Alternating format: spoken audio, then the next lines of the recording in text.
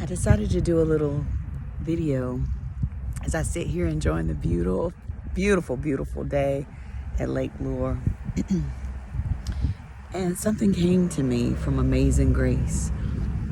The lyric, I once was blind, but now I see. I once was blind, but now I see. I wasn't literally blind before. I've never lost my sight. Now, I'm going to be doing some exercises to improve it. But what I was blind to my own good, blind to the God in me, blind to God's purpose for my life in a way that was more fulfilling, more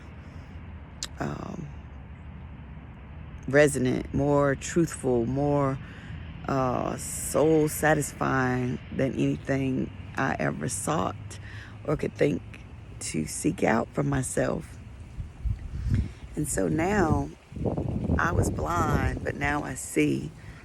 It's like God is opening up new doors inside of me.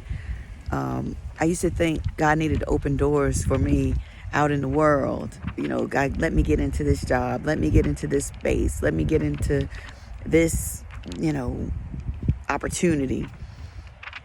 Let me get into these auditions. Let me get into this, that, and the other. But it's like I didn't need all those things.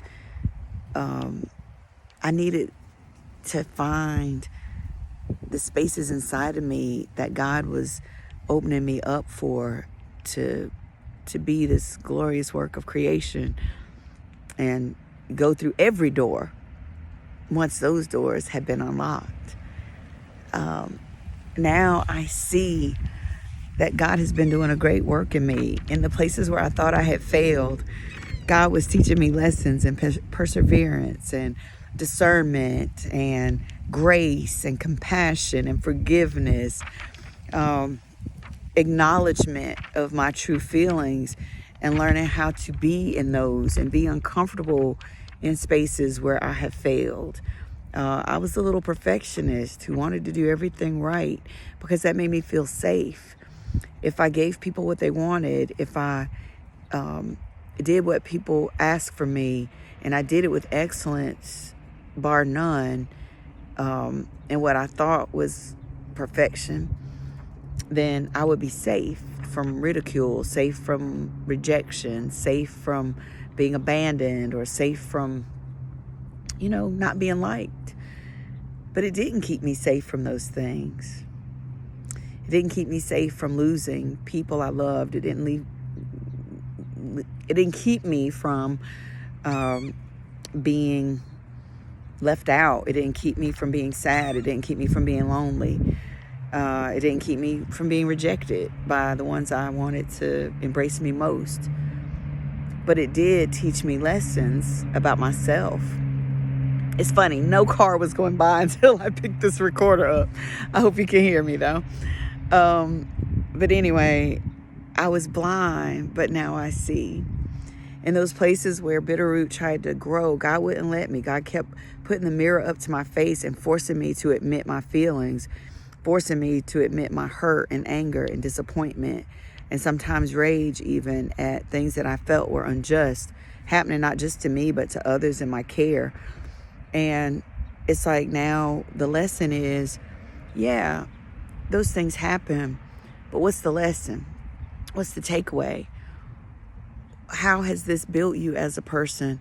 And how are you going to use this as you work in God's kingdom here on earth to help other people unleash the beauty within, to get to those secret doors inside?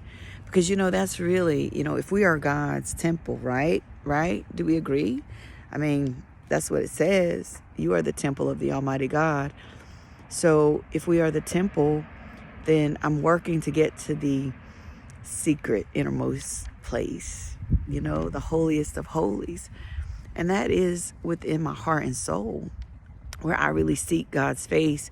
And I seek what my purpose is, and I seek what these lessons mean in terms of producing good fruit in my life.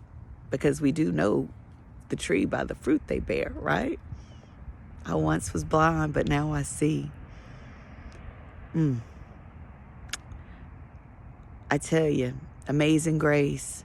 When we can learn to love and show ourselves that sweet, sweet grace and compassion, that's when we get better. It's not about perfection, but we do get better. As a wise friend of mine, Hop the Black Santa, said at one of our events, telling the kids that, everybody's going to be on the nice and naughty list sometimes. Nobody's going to always be nice, and nobody who is naughty is never going to not be nice. There are moments for all of us on that spectrum. But that amazing grace, how it opens our eyes and allows us to see where we were once blind. What a thing to thank God for all day, every day. Until next time, don't stop crazy believing.